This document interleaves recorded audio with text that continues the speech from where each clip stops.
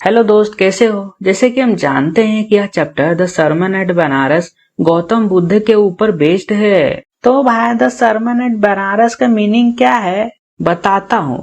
सरमन का मीनिंग उपदेश देना, सलाह देना होता है। और बनारस यानी जो बनारस शहर उत्तर प्रदेश में उसको बोलते हैं। गौतम बुद्धा जी एक उपदेश या सलाह देते हैं बनारस में, आगे हम समझेंगे।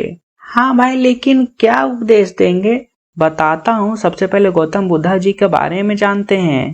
इनका नाम गौतम बुद्धा है। इनका जन्म समथिंग अराउंड 563 बीसी और 483 बीसी में हुआ है। इनका नाम पहले सिद्धार्थ गौतम था। जब यह 12 ईयर्स के हुए तब इन्हें हिंदू धर्म के पवित्र धर्म ग्रंथों को पढ़ने के लिए भेजा गया।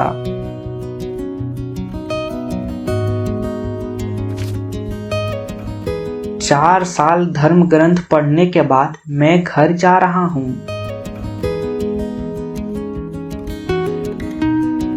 घर आने के बाद इनकी एक राजकुमारी के साथ विवाह हो गई। गौतम बुद्धा जी नहीं जानते थे कि मृत्यु क्या होती है, दुख क्या होता है, बीमारी क्या होती है और भी बहुत कुछ जो सांसारिक दुख होते हैं वह सब नहीं जानते हैं, क्योंकि इनके पिताजी ने इनसे यह सब छिपा करके रखे थे।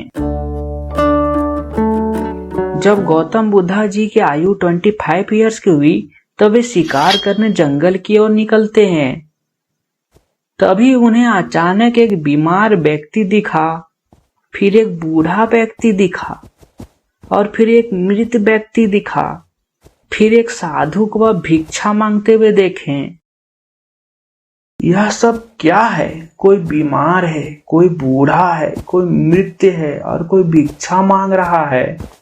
क्या जीवन में इतने दुख हैं? लोग इतने दुखों के बावजूद भी जी रहे हैं। मुझे इतने सालों से यह सबसे अलग रखा गया था। इन दृश्यों को देखने के बाद बुद्ध जी का मन विचलित हो गया और वह इन सब का प्रश्न ढूंढने निकल पड़े।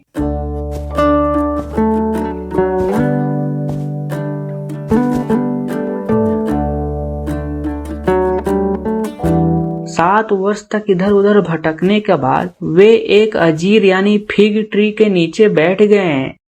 अब उन्हें सारे प्रश्न का जवाब मिल चुका था। उन्होंने इस पेड़ का नाम बो वृक्ष रख दिए, यानी ज्ञान का वृक्ष, और अपने ज्ञान को बांटने लगे।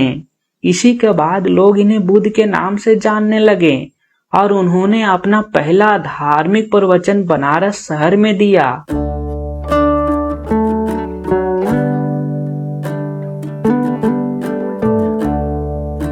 इनका नाम कीसा गौतमी है। इनका एक लौता बेटा मर गया। बेटा बेटा उठो बेटा, तुम बीमार हो गए हो, मैं तुम्हारे लिए दवाइयाँ लाती हूँ। गौतमी सदमे को बर्दाश्त नहीं कर पा रही है। उसको लग रहा है कि उसका बेटा जीवित है। वह पड़ोसियों के पास दवाई मांगने जाती है। सुनो सुनो, मेरा बेटा बीमार है, उसके लिए दवाई दे दो ना। देखो ना, लड़का मर गया है फिर भी वो उसको जीवित समझ रही है। लगता है पागल हो गई है। लोगों ने गौतमी को पागल कहना शुरू कर दिया। सुनिए, कम से कम आप तो मेरे बच्चे के लिए दवाइयाँ दे दीजिए। मैं तुम्हारे बच्चे को कोई दवाई तो नहीं दे सकता, किंतु मैं एक वैद्य को जानता हूँ जो ये काम कर सकता है। कृपया करके मुझे बताइए वो कौन है। शल्य मुनि के पास जाओ, अर्थात बुद्ध के पास जाओ। गौतमी बुद्ध के पास पहुंची और चिल्लाई, हे प्रभु स्वामी, मुझे वह दवाई दे दीजिए जो मेरे पुत्र को ठीक कर देगी। अच्छा ठीक है, मैं दवाइयाँ दे दूंगा, लेकिन मुझे एक मुट्ठी सरसों के दाने चाहिए। हाँ स्वामी, मैं जरूर ला दूंगी, अभी लाती हूँ। रुको, यह सरसों के दाने उस घर से लेकर आने हैं जहाँ किसी भी बच्चे, पति, माता पिता और मित्र की मृत्यु ना हुई हो। हाँ स्वामी, लाती हूँ मैं। गौतमी घर घर जाकर सरसों मांगी। मुझे सरसों के दाने चाहिए, मिलेंगे क्या? ये लोग। क्या आपके परिवार में किसी की मृत्यु हुई है क्या? हाय, जीवित तो बहुत कम है, बहुत ज्यादा लोगों की मृत्यु हुई है। मुझे अपने दुखों की याद मत दिलाओ।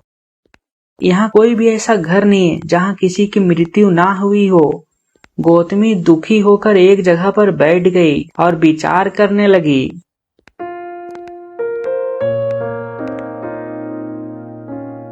मैं अपने दुख के कारण कितना स्वार्थी हो गई हूँ। मृत्यु तो सबके लिए समान है।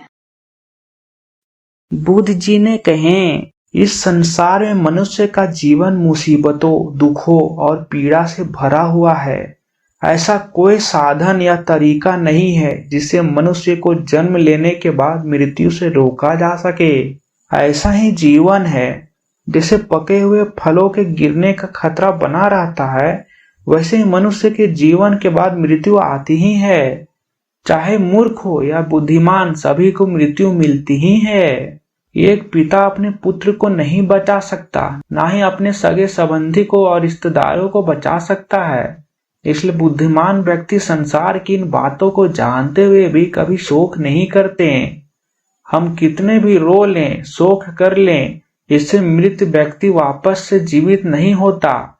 इसलिए शांत हो जाओ गौतमी। तो दोस्त, यहाँ हमारा चैप्टर खत्म होता है।